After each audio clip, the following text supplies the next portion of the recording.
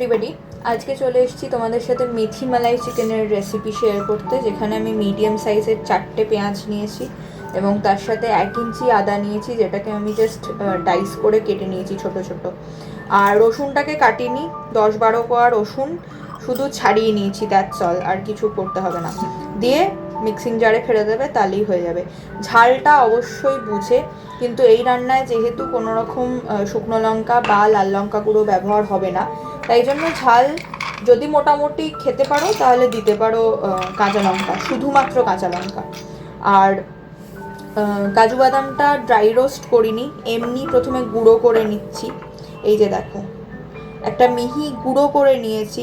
এতে যেটা সুবিধা হয় সেটা হচ্ছে যখন পেস্টটা হবে, মানে যখন জল দিয়ে ফাইনালি বাটাটা হবে গুঁড়োর থেকে, সেটা খুব ফাইন পেস্ট হয়। একটু বাদেই দেখতে পাবে, এই দেখো একদম ফাইন একটা পেস্ট হয়েছে। আচ্ছা, আমি দুটো ডিফারেন্ট মিক্সিং জার ব্যবহার করেছি।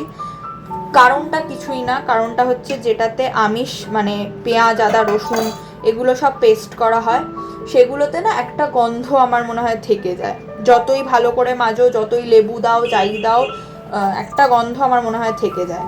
সেই কারণেই দিয়েছি, আর কোনো কারণ নেই। আমার কোনো ওরকম ছোঁয়াছুঁই হাবিজাবি কোনো ব্যাপার নেই, কোনো সুপারস্টিশনও আমার নেই। সো আমি ওই জন্য বড় মিক্সিং জারটায়, মানে মিডিয়াম মিক্সিং জারটায় পেঁয়াজ আদা রসুনটা বেটেছি, আর ছোটোটাতে শুধুমাত্র ভেজ, মানে ধরো কখনো যদি আমন্ডেরও গুঁড়ো দিতে হয় সেটা করি, বা কখনো যদি এরকম কাজু গুঁড়ো করতে হয়, পোস্ত করতে হয়, সেগুলো যাবতীয় পোস্ত কাজু এগুলো সব বাটাগুলো আমি ওই ছোটো মিক্সিং জারটাই করি। তো যাই হোক, এই হচ্ছে ব্যাপার।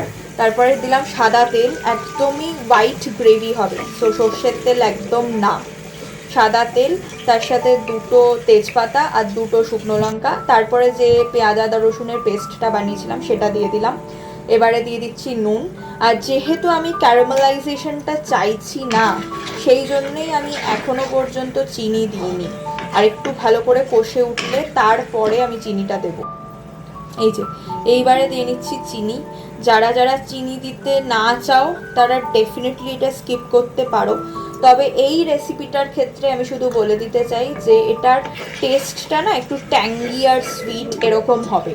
মানে টক দইও একটু বেশি পরিমাণেই মাখিয়ে রেখেছি চিকেনে, এই যে চিকেনটা রয়েছে, তো টক দই একটু বেশি পরিমাণেই মাখিয়ে রেখেছি আমি ওভারনাইট।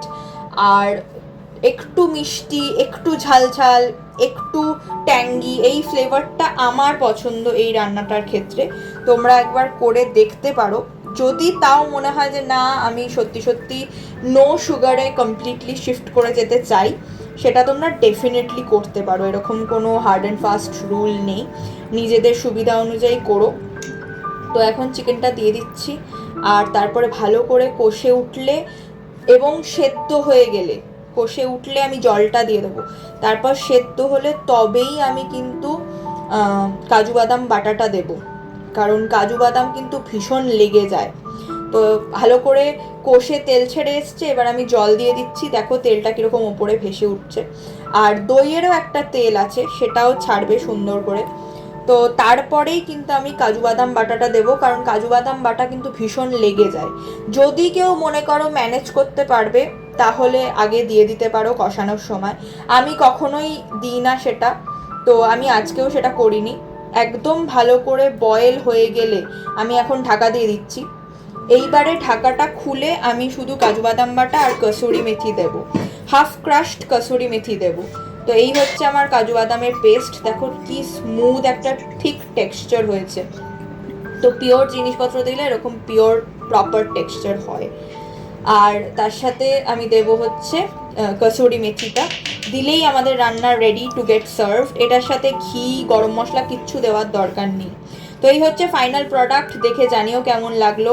অলসো রান্না করতে ভুলো না, টেস্টটাও আমাকে কমেন্ট সেকশনে জানিও।